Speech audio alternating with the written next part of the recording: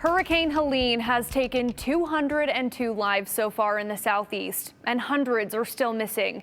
It's caused severe flooding, leaving millions without power and electricity. Karen Zatkulak was a reporter and anchor here at KTVB 9 years ago. She's now in Asheville, and Abby Wilt caught up with her today about the devastation that she's facing. Abby? Hunter, Zatkulak and her family are safe, but she says this storm has really been devastating.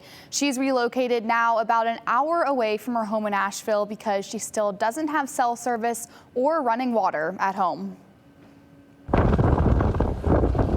The strength and the power of the storm was unimaginable.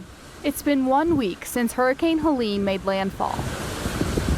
Storm was just something we've never seen before. And the devastation is nowhere near over. There are still areas that rescue crews haven't been able to get to because there are so many trees down, just totally cutting off entire neighborhoods. Former KTVB journalist Karen Zatkulak is now a news anchor in Asheville. I was anchoring during the storm when the storm hit. Trying to cover the news while being a part of it. We're still doing the news, but that's the really hard part is we have all of this information that we want to get out to people that just cannot get it.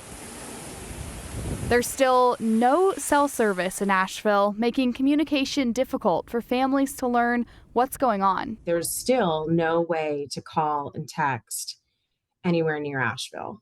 Especially as a journalist, it's incredibly frustrating to have this information and try to be helping people who are still in the situation and they just can't access the information. And that's not the only thing that Asheville residents don't have. The whole entire city of Asheville still does not have running water and won't have running water for a while. Schools are also closed indefinitely. A worst case scenario because there's no way to even tell people where the water is being distributed, where there's food, where there's supplies. She says her community is taking it one day at a time and leaning on each other to start to heal. Sure, this has gone from the headlines. Asheville is still going to be in a really difficult place. It's just really tough to see your city go through something like this and to know that it's going to be really, really tough to rebuild. And Zatkulak says she was actually anchoring during the storm, so she was at the studio. She didn't have any clue whether her kids and her husband were safe at home.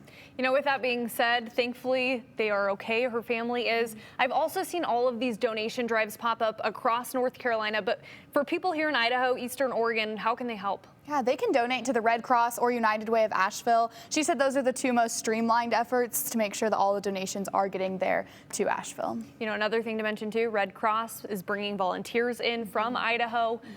So if you want to volunteer at some point, you can too. Yes. Thank you, Abby.